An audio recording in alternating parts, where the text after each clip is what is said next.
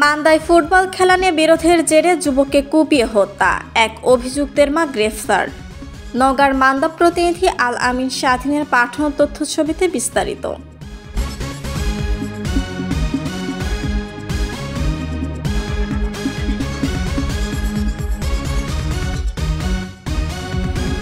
নওগাঁর মান্দায় ফুটবল খেলা নিয়ে বিরোধের জের ধরে শরীফ হোসেন সোনার নামে 22 বছরের এক যুবককে কুপিয়ে হত্যা করেছে প্রতিপক্ষরা। মঙ্গলবার 9 জুলাই রাত 8:30টার দিকে উপজেলার কসব ইউনিয়নের তুরুকবাড়িয়া এলাকায় আকন্দপাড়া গ্রামে এ ঘটনা ঘটে।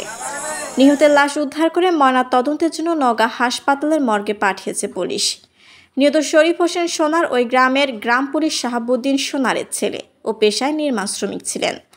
এ ঘটনায় নিহত শরীফের বাবা শাহাবুদ্দিন সোনার বাদী হয়ে 5 জনের নাম উল্লেখ সহ অজ্ঞাত 3 থেকে 4 জনের বিরুদ্ধে থানায় মামলা করেন।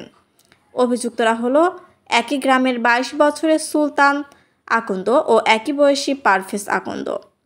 পুলিশ অভিযুক্ত সুলতান আকন্দের মা সেলিনা ওরফে সেলি বিবিকে গ্রেফতার করে আদালতে পাঠিয়েছে।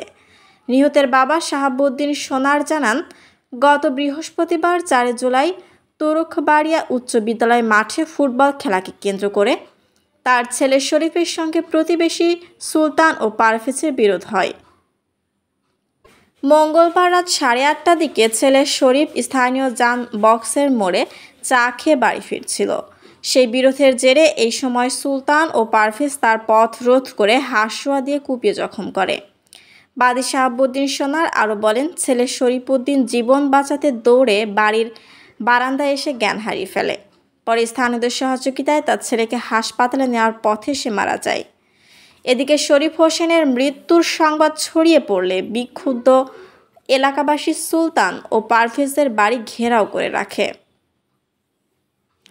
বিষয়টি নিশ্চিত করে মান্দা থানার ভারপ্রাপ্ত কর্মকর্তা ওসি মোজাম্মেল হক কাজী বলেন, সংবাদ পেয়ে ঘটনাস্থলে গিয়ে পরিস্থিতি নিয়ন্ত্রণ করা হয়েছে।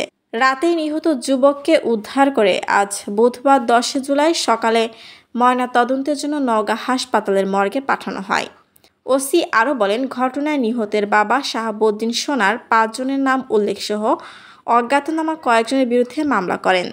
ওই মামলায় আসামি সুলতানের মা সেলিনা বিবিকে গ্রেফতার করে বুধবার আদালতের মাধ্যমে নওগাঁ কারাগারে পাঠানো হয়। শিলা আক্তার, ডেস্ক রিপোর্ট, চ্যানেল এ নিউজ।